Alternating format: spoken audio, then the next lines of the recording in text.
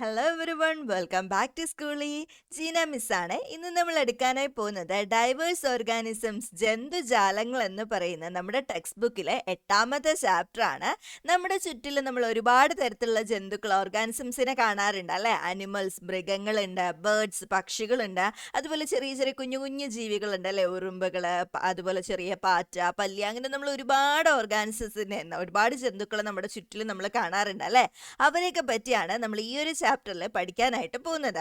അപ്പൊ ആദ്യം തന്നെ നമുക്കറിയാം, നമ്മുടെ ചിത്രശലഭം നമ്മൾ പുറത്തേക്കൊക്കെ നോക്കി കാണുന്ന നല്ല ഭംഗിയുള്ള ചിത്രശലഭങ്ങള് ചെറിയ പുഴുക്കളിൽ നിന്നാണ് ഉണ്ടാകുന്നതെന്ന് നമ്മൾ കേട്ടിട്ടുണ്ടാവും അല്ലെ. ചെറിയ പുഴു പ്യൂപ്പയായിട്ട് മാറി അത് പിന്നീട് ചിത്രശലഭമായി മാറുമെന്ന് നമ്മൾ പഠിച്ചിട്ടുണ്ട്. അതുപോലുള്ള ചില ആൾക്കാരാണ് ഈ ചിത്രശലഭം മാത്രമല്ല, ഈ ഹൗസ് ഫ്ലൈ, ഈച്ച, അതുപോലെ ഈ കാണുന്ന വണ്ട്, കടന്നലു, ഇതൊക്കെ എന്ത് ചെയ്യാനാണ്, ഇങ്ങനെ ഹണി ബി ഒക്കെ ഇതുപോലത്തെ ചെറിയ പുഴുവിൽ നിന്നാണ് എന്തായി മാറുന്നത്, മറ്റൊരു പ്രാണിയായിട്ട് അല്ലെങ്കിൽ ഒരു ജീവിയായിട്ട് മാറുന്നത്. ഈ ഒരു പ്രോസസ്സിനെ വിളിക്കുന്ന പേരാണ് മെറ്റാമോർഫോസിസ് അല്ലെങ്കിൽ രൂപാന്തരണം. മെറ്റാമോർഫോസിസ് അഥവാ രൂപാന്തരണം എന്നാണ് പറയുന്നത്. എന്താണ് മെറ്റാമോർഫോസിസ് അല്ലെങ്കിൽ രൂപാന്തരണം എന്ന് ചോദിച്ചു കഴിഞ്ഞാൽ, ചില ജീവികളിൽ അവയുടെ മുട്ട വിരിഞ്ഞുണ്ടാകുന്ന കുഞ്ഞുങ്ങൾക്ക് ആരുമായിട്ട് സാദൃശ്യമുണ്ടാവില്ല, അവരുടെ മാതൃജീവിയുമായിട്ട്, അവരുടെ പാരന്റുമായിട്ട് ലാർവയ്ക്ക് എന്തുണ്ടാവില്ല, യാതൊരുവിധ റിസംബ്ലൻസും ഉണ്ടാവില്ല. ഇപ്പൊ ഇവിടെ ചിത്രശലഭത്തിന്റെ കാര്യം നോക്കാം. ഈ ചിത്രശലഭം എന്ന് പറയുന്നതാണ് ഇവിടുത്തെ പാരന്റ് അല്ല, ഇവിടുത്തെ മാതൃജീവി എന്ന് പറയുന്നത് ആരാണ്, ചിത്രശലഭമാണ്. ചിത്രശലഭത്തിന്റെ മുട്ട വിരിഞ്ഞുണ്ടാവുന്ന കുഞ്ഞാണ് ആര്, ഈ കാറ്റർപില്ലർ, ഈ ചെറിയ പുഴുക്കൾ എന്ന് പറയുന്നത്. ഇവര് തമ്മിൽ എന്തെങ്കിലും ഒരു സാദൃശ്യം ഉണ്ടോ, ഇല്ല അല്ലെ. അവർ തമ്മിൽ ഒരു സാദൃശ്യം ഇല്ല. അങ്ങനെയാണെങ്കിൽ ഇവരെ വിളിക്കുന്ന, ഇവര് പിന്നീട് എന്തായിട്ട് മാറുന്നത്, മാതൃജീവിയുമായിട്ട് സാദൃശ്യമുള്ളതായി മാറുന്ന ആ പ്രോസസ്സാണ് രൂപാന്തരണം അല്ലെങ്കിൽ മെറ്റാമോർഫോസിസ്. അതായത് ഇപ്പൊ ഇവിടെ പുഴു ഉണ്ടായി, മുട്ട വിരിഞ്ഞ് എന്താണ് വന്നത്, പുഴുവാണ് വന്നത് അല്ലെ. ചിത്രശലഭത്തിന് മുട്ടയിൽ നിന്ന് ഒരു പുഴു ഉണ്ടായി. ആ പുഴു പിന്നെ കുറേ വളർച്ചാ കാലഘട്ടങ്ങളിലൂടെ ഇങ്ങനെ കടന്നുപോയി അവസാനം എന്തായിട്ട് മാറും, അതിന്റെ മാതൃജീവി, അതിന്റെ പാരന്റിനെ പോലെ തന്നെ നല്ല ഭംഗിയുള്ള ഒരു ചിത്രശലഭമായിട്ട് മാറും അല്ലെ. ആ പ്രോസസ്സിനെ വിളിക്കുന്ന പേരാണ് രൂപാന്തരണം അഥവാ മെറ്റാമോർഫോസിസ്. അതുപോലെ വേറൊരു എക്സാമ്പിൾ ആണ് പാറ്റ. പാറ്റ എന്ന് പറയുന്നത് എങ്ങനെയായിരിക്കും, അത് മുട്ട വിരിഞ്ഞ് ഉണ്ടാകുന്ന സാധനത്തിനെ വിളിക്കുന്ന പേരാണ് നിംഫ്. നിംഫ് എന്ന് പറയുന്നത് പാറ്റയുമായിട്ട് ഒരുപാട് വ്യത്യാസങ്ങളുണ്ടാകും. ഇതാണ് നമ്മുടെ പൂർണ്ണ വളർച്ചയെത്തിയ പാറ്റ എന്ന് പറയുന്നത്, അഡൽട്ട് കോക്രോച്ച് എന്ന് പറയുന്നത്. അതേസമയം അതിന്റെ കുഞ്ഞെന്ന് പറയുന്നത് ഈ രൂപത്തിലായിരിക്കും ഉണ്ടാവുക, ഇതിന് ചിറകുകൾ ഉണ്ടാവില്ല. അപ്പൊ ഇതെന്ന് പറയുന്നത് എന്ത് ചെയ്യും, വീണ്ടും ഒരുപാട് ഗ്രോത്ത് സ്റ്റേജസ്, വളർച്ചാ കാലഘട്ടങ്ങൾ കഴിഞ്ഞാണ് എന്തായിട്ട് മാറുന്നത്, ഇതുപോലൊരു കോക്രോച്ച് ആയിട്ട് മാറുന്നത്. ഇതൊക്കെ എന്താണ്, മെറ്റാമോർഫിസിസ് അല്ലെങ്കിൽ രൂപാന്തരണത്തിന് ഉദാഹരണങ്ങളാണ്. അപ്പൊ നമ്മുടെ ഈ ചാപ്റ്ററിൽ ആദ്യം നമ്മൾ പഠിക്കുന്ന കാര്യമാണ് രൂപാന്തരണം അല്ലെങ്കിൽ മെറ്റാമോർഫോസിസ് എന്ന് പറയുന്നത്. ഓക്കെ, അടുത്ത് നമുക്ക് പഠിക്കാനുള്ള കാര്യമാണ് വർണ്ണച്ചിറകുള്ള പ്രാണികൾ അല്ലെങ്കിൽ കളർഫുൾ ഇൻസെക്ട്സ്. ആരായിരിക്കും ഈ കളർഫുൾ ഇൻസെക്ട്സ് അല്ലെങ്കിൽ വർണ്ണച്ചിറകുള്ള പ്രാണികൾ? നമുക്ക് വളരെ സിമ്പിൾ ആയിട്ട് തന്നെ പറയാം അല്ലെ, ചിത്രശലഭങ്ങൾ അല്ലെങ്കിൽ ബട്ടർഫ്ലൈസിനെയാണ് നമ്മൾ എന്ത് പറയുന്നത്, വർണ്ണച്ചിറകുകളുള്ള പ്രാണികൾ എന്ന് പറയുന്നത്. അപ്പൊ some butterflies lay eggs on particular plants. These parts of these plants are the food of butterfly larvae. അപ്പൊ നമുക്കറിയാം, നമ്മുടെ റോസാ ചെടിയൊക്കെ ഉണ്ടെങ്കിൽ റോസാ ചെടിയിലെ ഇലയൊക്കെ എന്ത് ചെയ്യാറുണ്ട്, പുഴുക്കൾ വന്ന് തിന്നാറുണ്ടല്ലേ. ഈ പുഴുക്കൾ എന്ന് പറയുന്നത് എന്താണ്, ബട്ടർഫ്ലൈയുടെ ലാർവയാണ് അല്ലെ, ബട്ടർഫ്ലൈയുടെ ലാർവയാണ്. അപ്പൊ ശലഭ പുഴുക്കൾ എന്താണ് അവരുടെ ഭക്ഷണം എന്ന് പറയുന്നത്, അത് ഏത് ചെടിയിലാണോ മുട്ടയിടുന്നത് ആ ചെടിയിലെ ചില ഭാഗങ്ങളാണ് എന്ത് ചെയ്യുന്നത്, ഈ ബട്ടർഫ്ലൈയുടെ ലാർവ, നമ്മുടെ ശലഭ പുഴുക്കളൊക്കെ കഴിച്ച് തീർക്കുന്നത്. ഓക്കെ, അപ്പൊ നമ്മുടെ ചുറ്റിലുള്ള കുറച്ച് ബട്ടർഫ്ലൈസിന് ഇവിടെ എക്സാമ്പിൾ കൊടുത്തിരിക്കുകയാണ്. ലൈം ബട്ടർഫ്ലൈ, നാരകശലഭം, അരളിശലഭം, കോമൺ ക്രോ ഉണ്ട്, വെള്ളിയിലത്തോഴി, കമാൻഡർ, വെള്ളിയിലത്തോഴി ഉണ്ട്, അതുപോലെ പ്ലെയിൻ ടൈഗർ, എരിക്കുതപ്പി. ഇതൊക്കെ നമ്മുടെ നാട്ടിൽ നമ്മൾ കോമൺ ആയിട്ട് കാണുന്ന ചില ബട്ടർഫ്ലൈസിന്, ചിത്രശലഭങ്ങൾക്ക് ഉദാഹരണങ്ങളാണ്. For the survival of butterflies, both nectar plants and host plants are necessary. ശലഭങ്ങളുടെ നിലനിൽപ്പിന് ആരൊക്കെ വേണം, തേൻ കുടിക്കാനുള്ള സസ്യം വേണം. ശലഭങ്ങൾ വലിയ ശലഭമായി കഴിഞ്ഞാൽ, ഒരു ചിത്രശലഭമായി കഴിഞ്ഞാൽ അതിനെന്ത് വേണം, തേനാണല്ലേ കുടിക്കണം. വലിയ ചിത്രശലഭം ഒരിക്കലും ഇലയും കാര്യങ്ങളും അല്ല കഴിക്കുന്നത്, അതിന് കുടിക്കാൻ തേൻ വേണം. തേൻ കുടിക്കാനുള്ള സസ്യങ്ങൾ അവർക്ക് വേണം. അതേസമയം ലാർവ ആയിരിക്കുമ്പോൾ അവർക്ക് എന്താണ് വേണ്ടത്, ഹോസ്റ്റ് പ്ലാന്റ്, അവരുടെ ഭക്ഷണത്തിനുള്ള സസ്യങ്ങളെ വിളിക്കുന്ന പേരാണ് ഹോസ്റ്റ് പ്ലാന്റ്. അപ്പൊ അപ്പൊ ഈ രണ്ട് പ്ലാന്റ്സും ഉണ്ടെങ്കിൽ മാത്രമേ എന്ത് ചെയ്യാൻ പറ്റുള്ളൂ, ഈ ശലഭങ്ങൾക്ക് നിലനിൽക്കാനായിട്ട് അല്ലെങ്കിൽ സർവൈവ് ചെയ്യാനായിട്ട് കഴിയുള്ളൂ. ഓക്കെ, ഈ രണ്ട് തരം സസ്യങ്ങളുമുള്ള ഉദ്യാനമാണ് ശലഭോദ്യാനം. അപ്പോൾ ഒരു ഗാർഡനിൽ ഈ രണ്ട് തരത്തിലുള്ള പ്ലാന്റ്സ് ഉണ്ടെങ്കിൽ അവിടെ ഒരുപാട് തരത്തിലുള്ള ബട്ടർഫ്ലൈസ് വരും. അതിനെയാണ് ബട്ടർഫ്ലൈ ഗാർഡൻ എന്ന് പറയുന്നത്. അപ്പോൾ ഒരു ബട്ടർഫ്ലൈ ഗാർഡൻ, നമുക്ക് ഒരു ബട്ടർഫ്ലൈ ഗാർഡൻ വേണമെന്നുണ്ടെങ്കിൽ നമ്മൾ എന്ത് ചെയ്യണം, ബട്ടർഫ്ലൈസിന് കുടിക്കാനായിട്ടുള്ള തേൻ കുടിക്കാനുള്ള സസ്യങ്ങൾ അഥവാ നെക്ടർ പ്ലാന്റ്സ് അവിടെ ഉണ്ടാവണം. ഇനി അതിൻ്റെ ലാർവയ്ക്ക് കഴിക്കാനുള്ള എന്തും വേണം, ഹോസ്റ്റ് പ്ലാന്റ്സും ഉണ്ടായിരിക്കണം, ഭക്ഷണത്തിനുള്ള സസ്യങ്ങളും ഉണ്ടായിരിക്കണം. ഈ രണ്ട് സസ്യങ്ങളും ആ ഗാർഡനിൽ ഉണ്ടെങ്കിൽ മാത്രമേ എന്ത് ചെയ്യുള്ളൂ, ഒരുപാട് ബട്ടർഫ്ലൈസ് അവിടെ വരികയും അതൊരു ബട്ടർഫ്ലൈ ഗാർഡൻ ആയിട്ട് കാണുകയും ചെയ്യുള്ളൂ. ഓക്കെ, അല്ലെങ്കിൽ ശലഭോദ്യാനമായിട്ട് കാണുന്നത്. ഇതുപോലെ തന്നെ മറ്റൊരു തരത്തിലുള്ള ശലഭങ്ങളാണ് നിശാശലഭങ്ങൾ അല്ലെങ്കിൽ മോത്ത്. രാത്രിയിൽ കാണപ്പെടുന്ന ചില ശലഭങ്ങളാണ് ഇതെന്ന് പറയുന്നത് നിശാശലഭങ്ങൾ അല്ലെങ്കിൽ മോത്ത് എന്ന് പറയുന്നത്. പക്ഷെ ഇത് ചിത്രശലഭങ്ങളെ പോലെ അങ്ങനെ ഭയങ്കര വർണ്ണഭംഗിയൊന്നുള്ളവരല്ല അല്ലേ, ഭയങ്കര കളർഫുൾ ആയിട്ടുള്ള ആൾക്കാരൊന്നും അല്ല. അതുപോലെ തന്നെ ഇവരുടെ തൂവലുകൾ എങ്ങനെയായിരിക്കും, വളരെ സോഫ്റ്റ് ആണ്. നമ്മൾ എങ്ങാനും അതിനെ തൊട്ട് കഴിഞ്ഞാൽ അതിന് തൂവലെല്ലാം ഇങ്ങനെ, തൂവലെന്ന് പറയുന്നത് നമ്മുടെ ഇതിന്റെ ചിറകുകൾ പോലെടുത്ത ഭാഗങ്ങൾ, ഇതൊക്കെ എന്ത് ചെയ്യും, ഇങ്ങനെ പൊടിഞ്ഞു പൊടിഞ്ഞു പോകും. നമ്മളൊന്ന് തൊട്ട് നോക്കിയാൽ മതി, അപ്പൊ തന്നെ എൻ്റെ ചിറകുകൾ ഇങ്ങനെ പൊടിഞ്ഞു പോകും. അങ്ങനത്തെ രീതിയിലാണ് അതിൻ്റെ ഈ ചിറകുകളൊക്കെ ഉള്ളത്. ആൻഡ് ഇതിന്റെ കൊക്കൂണിൽ നിന്നാണ് എന്ത് ചെയ്യുന്നത്, സിൽക്ക് പ്രൊഡ്യൂസ് ചെയ്യുന്നത്, പട്ടുനൂൽ ഉൽപ്പാദിപ്പിക്കുന്നത് ഈ നിശാശലഭത്തിന്റെ കൊക്കൂണിൽ നിന്നാണ്. ഓക്കെ, അപ്പൊ നിശാശലഭങ്ങൾ എന്ന് പറയുന്നത് നമ്മുടെ രാത്രിയിലൊക്കെ കാണപ്പെടുന്ന ശലഭങ്ങളാണ്. പക്ഷെ ഇവർ ബട്ടർഫ്ലൈസിനെ പോലെ അങ്ങനെ ഭയങ്കര ഭംഗിയുള്ള ആൾക്കാരൊന്നും അല്ല അല്ലെ, വർണ്ണഭംഗിയൊന്നും അങ്ങനെ ഒരുപാട് കളർഫുൾ ആയിട്ടുള്ള ആൾക്കാരൊന്നും അല്ല. അതിന്റെ ലാർവയിൽ നിന്നാണ്, ഇതിന്റെ മെയിൻ പോയിന്റ് ഇതാണ്, ഇതിന്റെ ലാർവയിൽ നിന്നാണ് എന്തുണ്ടാക്കുന്നത്, പട്ടുനൂൽ ഉൽപ്പാദിപ്പിക്കുന്ന, ലാർവ ഉണ്ടാക്കുന്ന കൊക്കൂണിൽ നിന്നാണ് പട്ടുനൂൽ സിൽക്ക് പ്രൊഡ്യൂസ് ചെയ്യുന്നത്. അടുത്തതാണ് നമുക്ക് ആർക്കും ഇഷ്ടമല്ലാത്ത ഐറ്റാണ് അല്ലേ, പാമ്പുകൾ. ചിലർക്കൊക്കെ ഇഷ്ടമായിരിക്കും അല്ലേ പാമ്പ്, അല്ലെങ്കിൽ സ്നേക്സിന് ഇഷ്ടമുള്ളവരുണ്ടാവും. പക്ഷെ എല്ലാവർക്കും, കൂടുതൽ പേർക്കും പേടിയായിരിക്കും അല്ലേ സ്നേക്സ് എന്ന് പറയുന്നത്. അപ്പം നമ്മുടെ നാട്ടിൽ കോമൺ ആയിട്ട് കാണപ്പെടുന്ന ഒട്ടുമിക്ക സ്നേക്സ് എങ്ങനെയാണ്, വിഷമില്ലാത്തവരാണ്. അതിൽ വിഷമുള്ള വളരെ ചുരുക്കം ചില ആൾക്കാരേ ഉള്ളൂ. അതിൽ കുറച്ച് പേരെ നമുക്ക് എന്ത് ചെയ്യാം, ഒന്ന് പരിചയപ്പെട്ട് വെക്കാം. പിന്നീട് നമുക്ക് കാണുമ്പോൾ ഓർമ്മ വരുമല്ലോ, ഇത് വിഷമുള്ള പാമ്പാണെന്ന് വിചാരിച്ച് നമുക്കൊന്ന് മാറിപ്പോകാനായിട്ട് പറ്റുമല്ലോ. അപ്പം അതുകൊണ്ട് നമ്മൾ ജസ്റ്റ് ഒന്ന് അണ്ടർസ്റ്റാൻഡ് ചെയ്യുക. അപ്പൊ ആദ്യം വരുന്നതാണ് നമ്മുടെ കോബ്ര അല്ലെങ്കിൽ മൂർഖൻ എന്ന് പറയുന്നത്. കോബ്ര അല്ലെങ്കിൽ മൂർഖൻ. എന്താണ് കോബ്ര അല്ലെങ്കിൽ മൂർഖന്റെ പ്രത്യേകത? ഒന്ന്, അതിന് എക്സ്പാൻഡബിൾ ആയിട്ടുള്ള ഹൂഡുണ്ട്, വികസിക്കാവുന്ന പത്തി. ഈ ഒരു ഫോട്ടോയിൽ കാണുന്ന പോലെ തന്നെ അതിന്റെ പത്തി എന്ത് ചെയ്യും, ഇങ്ങനെ വികസിച്ച് നിൽക്കും. അതാണ് എക്സ്പാൻഡബിൾ ഹൂഡ്. അതിന്റെ വികസിപ്പിക്കാവുന്ന പത്തിയുള്ള ആൾക്കാരാണ് കോബ്ര എന്ന് പറയുന്നത്. അടുത്ത രണ്ടാമത്തെ പ്രത്യേകത നോക്കാം. 2 Inter connected rings at the back of the hood. അതിൻ്റെ ബാക്കിലായിട്ട്, ഈ ഹൂഡിൻ്റെ ബാക്കിലായിട്ട് 2 റിങ് ഉണ്ട്. ആ റിങ്ങിന് എന്ത് ചെയ്യുന്നുണ്ടാവും, ഒരു വര ഉപയോഗിച്ച് കണക്ട് ചെയ്തിട്ടുണ്ട്. അപ്പോൾ കോബ്ര അല്ലെങ്കിൽ മൂർഖൻ്റെ ബാക്കിൽ, ഈ ഹൂഡിൻ്റെ ബാക്കിൽ, പത്തിയുടെ ബാക്കിൽ 2 വളയങ്ങൾ ഉണ്ടാവും. ഈ 2 വളയങ്ങൾ എന്ത് ചെയ്യും, ഒരു വര ഉപയോഗിച്ച് ബന്ധിപ്പിച്ചിരിക്കുന്നതായിട്ട്, ഇന്റർ കണക്ട് ചെയ്തിരിക്കുന്നതായിട്ട് നമുക്ക് കാണാനായിട്ട് പറ്റും. അതുപോലെ തന്നെ അവരുടെ കഴുത്തിന് താഴെയായിട്ട്, ബിലോ ദ നീ, കഴുത്തിന് താഴെയായിട്ട് 2 വൈഡ് ബാൻഡ്സ്, 2 വൈഡ് ആയിട്ടുള്ള ബാൻഡ്സ് നമുക്ക് ഇങ്ങനെ കാണാനായിട്ട് പറ്റും. വീതിയുള്ള 2 വളയങ്ങൾ കാണാനായിട്ട് പറ്റും. അപ്പൊ മൂർഖൻ അല്ലെങ്കിൽ കോബ്രയുടെ പ്രത്യേകത ഒന്ന്, അതിന്റെ പത്തി എന്ത് ചെയ്യും, അതിന്റെ പത്തി ഇങ്ങനെ വികസിച്ച് വരും, എക്സ്പാൻഡബിൾ ആയിട്ടുള്ള ഹൂഡാണ്. രണ്ടാമത്തേത്, അതിന് ഇന്റർ കണക്റ്റഡ് ആയിട്ടുള്ള 2 റിങ്സ് ഉണ്ടാവും.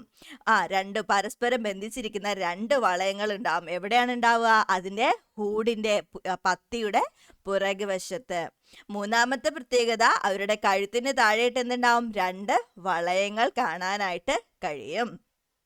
അങ്ങനെയാണെങ്കിൽ അടുത്തതാണ് കിങ് കോബ്ര അല്ലെങ്കിൽ രാജവെമ്പാല എന്ന് പറയുന്നത്. കിങ് കോബ്ര അല്ലെങ്കിൽ രാജവെമ്പാലയുടെ പ്രത്യേകത എന്ന് പറയുന്നത് ഈ ഷേപ്പ്, അതായത് ഇവിടെ ഇപ്പോൾ ഫോട്ടോയിൽ കാണുമ്പോൾ നമുക്ക് മനസ്സിലാവും, ഇങ്ങനെ ഒരു ഷേപ്പിലുള്ള അടയാളം ഉണ്ടല്ലേ ഇതിന് മുന്നിൽ. അപ്പൊ ഇതിന്റെ ഹൂഡിൽ, ഇതിന്റെ പത്തിയിൽ ഇതുപോലെയുള്ള അടയാളങ്ങൾ നമുക്ക് കാണാനായിട്ട് പറ്റും. രണ്ടാമത്തേത്, ഇതിന്റെ നീളം ഏകദേശം എത്ര വരും, 5 മീറ്ററോളം നീളം വരുന്ന ആൾക്കാരാണ് ആര്, കിങ് കോബ്ര അല്ലെങ്കിൽ രാജവെമ്പാല എന്ന് പറയുന്നത്. ഓക്കെ. അതുപോലെ തന്നെ അതിന്റെ മുൻവശത്ത്, ബോഡിയുടെ മുൻവശത്ത് എന്തുണ്ടാവും? ഒരുപാട് വളയങ്ങൾ കാണാനായിട്ട് പറ്റും. ശരീരത്തിന് മുൻഭാഗത്ത് വളയങ്ങൾ ഉണ്ടാവും. അതുകൂടാതെ തന്നെ അതിന്റെ വാല്, അതിന്റെ ടെയിൽ എങ്ങനെയായിരിക്കും? ഭയങ്കര ഡാർക്ക് ബ്ലാക്ക് കളറിലുള്ള ടെയിലായിരിക്കും അതിനുണ്ടാവുക. വാല് നല്ല കറുത്ത നിറത്തിലുള്ള വാലുകളായിരിക്കും ഉണ്ടാവുക. അപ്പോൾ പ്രത്യേകതകൾ മറക്കണ്ട. ഒന്ന്, ഈ കാണുന്ന അടയാളം, നമ്മുടെ വി തിരിച്ചിട്ട പോലത്തെ ഒരു അടയാളം ഇതിന്റെ ഹൂഡില്, പത്തിയില് കാണാനായിട്ട് പറ്റും. രണ്ടാമത്തത് 5 മീറ്ററോളം എന്ത് ചെയ്യും? ഇതിന് നീളമുണ്ടാകും.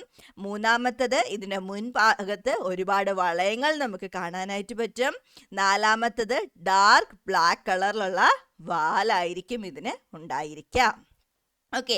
അങ്ങനെയാണെങ്കിൽ മൂന്നാമത്തെ ആളാണ് ശംഖുവരയൻ അല്ലെങ്കിൽ വെള്ളിക്കെട്ടൻ എന്ന് പറയുന്ന കോമൺ ക്രേറ്റ് എന്ന് പറയുന്നത്. കോമൺ ക്രേറ്റിന്റെ ഈ ഫോട്ടോ കാണുമ്പോൾ തന്നെ അറിയാം, നല്ല ബ്ലാക്ക് കളറില് കുറേ വളയങ്ങളുള്ള ആൾക്കാരാണ് ആര്? ശംഖുവരയൻ അല്ലെങ്കിൽ വെള്ളിക്കെട്ടൻ എന്ന് പറയുന്നത്. അപ്പോൾ ഡാർക്ക്, കറുത്തിരുണ്ട കളർ, ഡീപ്പ് ബ്ലാക്ക് കളറുള്ള വിസിബിൾ ആയിട്ടുള്ള വൈറ്റ് ബാൻഡ്സ്, തെളിഞ്ഞ വെള്ള വരകളുള്ള ആൾക്കാരാണ് ആരെന്ന് പറയുന്നത്?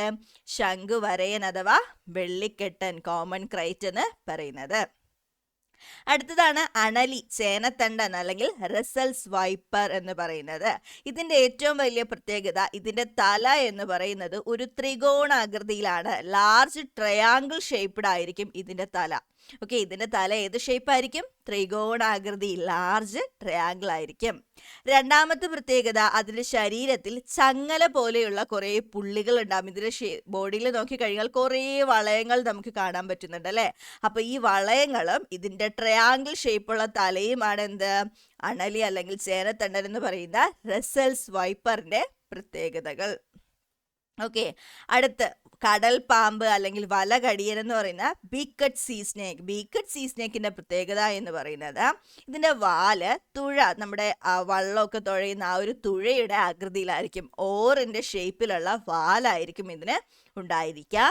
അതുകൂടാതെ തന്നെ ഈ കാണുന്നത് പോലെയുള്ള വൃത്താകൃതിയിലുള്ള ഇരുണ്ട വളയങ്ങൾ അതിന്റെ ശരീരത്തിൽ കാണാനായിട്ട് പറ്റും.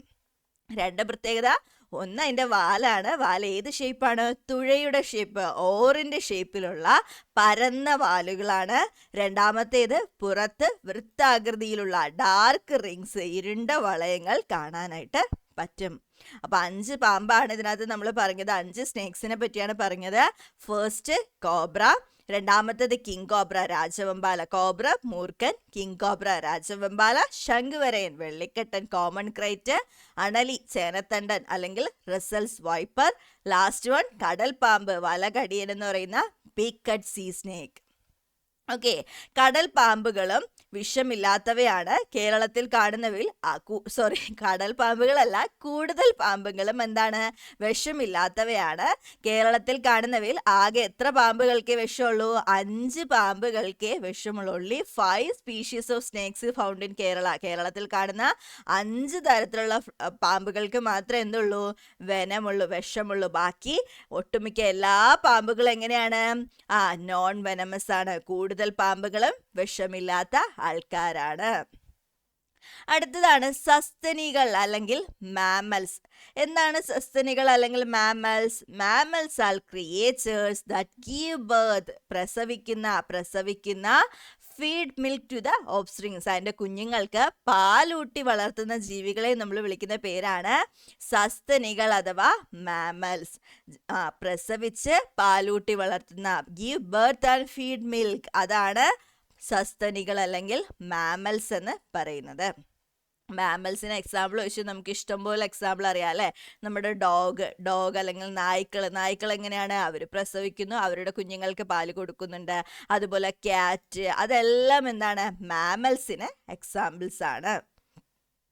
അടുത്തതാണ് അന്യം നിൽക്കുന്ന ജീവികൾ അല്ലെങ്കിൽ എക്സ്റ്റിൻറ്റ് ക്രിയേച്ചേഴ്സ്. എന്താണ് എക്സ്റ്റിൻറ്റ് ക്രിയേച്ചേഴ്സ് അല്ലെങ്കിൽ എന്താണ് അന്യം നിൽക്കുന്ന ജീവികൾ?